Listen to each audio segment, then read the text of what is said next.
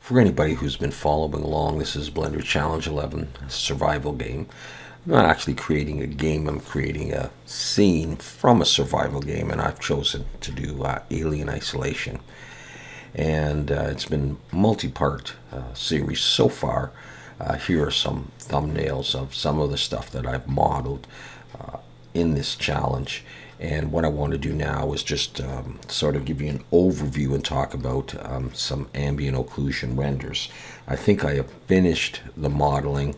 I could go on and on forever, but I think I'm running out of steam for the modeling, and we're going to move over to the texturing very soon.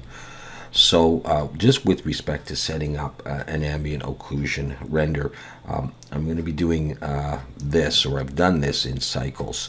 I may end up rendering the final scene in Eevee. I actually would prefer that, but this is in cycles. And so what you do is you get your model here, and you put a default material on everything. I mean, if that's the way you want to do it, that's the way that I would do it.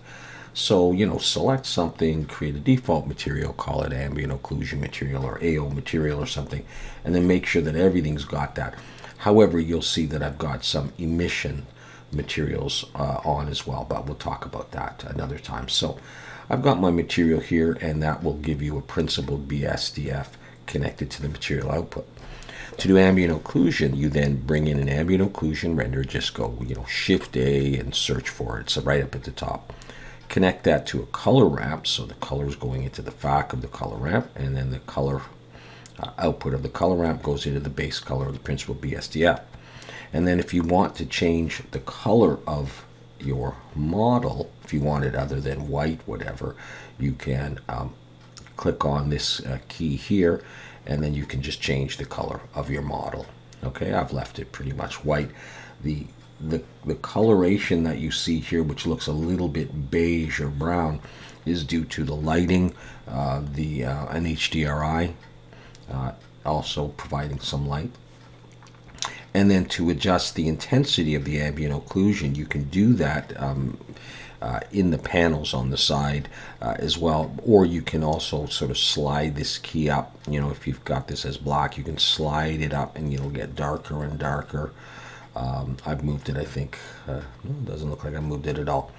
But you can drag it right to darken the ambient occlusion. You can also change the color if you want it red or green or something weird. I've left it as black here. Okay, so this is in the shader editor, and that's how you would set up the ambient occlusion. So let's go ahead and look at the scene. So I've got some lights in here, and I'm not saying that this is going to be the final lighting by any means. I just wanted to light it up so that you could see what I've done.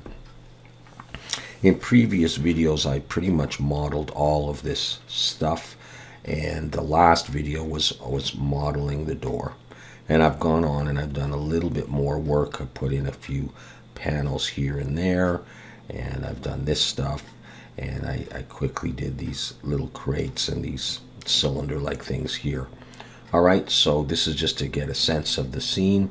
Again, this is in cycles so that these emissions are emitting light, and I'm not saying that they're going to stay like that. It's just a way to look at it for the time being.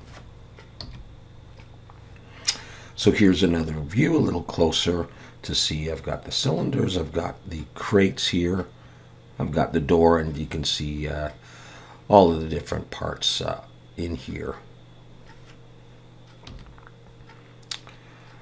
In this view, what I notice is that this is looking a little sharp here, so I probably am going to go back and try to round this out a bit more. I'll have a close look at most of this.